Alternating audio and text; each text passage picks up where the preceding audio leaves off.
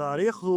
maaha sheeko hore oo la ilaaway waa digniin nool oo ku socota adiga maanta haddii aadan fahmin wixii dhacay salay waxaad ku qasban tahay inaad ku celceliso beri toole qur-aan kariimku ayaa runaantii si cad inoogu sheegay ku soco dhulka oo eega fiiriya raadadkii niga horreeyey su-aasha maanta maxay tahay faa'iidada dhabta ah ee taariikhda maxay taariikhdu ku taraysaa maxaase ka yidhaahdeen qur'aanka iyo saynisku qodobka koowaad ee mawduuceennu qur'aanku muxuu ka yidhi qur'aanku maaha oo keliya kitaab cibaado waa kitaab cashar nolosha ku baraya allah wuxuu inoo soo bandhigay qisooyin badan ka fikir qoomkii nebi nuux waxay diideen xaqiiqada maxaase ku dhacay fircoon wuxuu isku arkay ilaah maxaase ku dembeeyey qoomkii caad iyo samuud awood ayay lahaayeen hadda way burbureen maxaa laga rabaa adiga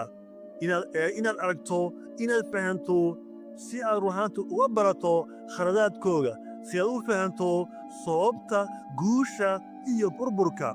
qur-aanku wuxuu ina barayaa hal mabda oo muhiim ah qofku ruhaanta taariikhda aan baran khaladaadkiisu ruhaanta ku soo celinaya haddaba qodobka labaad ee mawduuciina maanta saynisku muxuu ka yidhi taariikhda maanta sayniska casriga gaar ahaan cilmiga loo yaqaano historiga iyo arkeolojiga bulsho kastoo ruhaantii horumar samaysa waxay ka faa'iidaysataa taariikhdiisii hore haddaba tusaale daba badan maanta waxay ruhaantii daraaseeyaan dagaaladii hore si ay ruhaantii uga fogaadaan khadaadkii ka dhacay saynisku ruhaantu wuxuu leeyahay taariikhdu waa daataa waa xogta ruhaanta dhista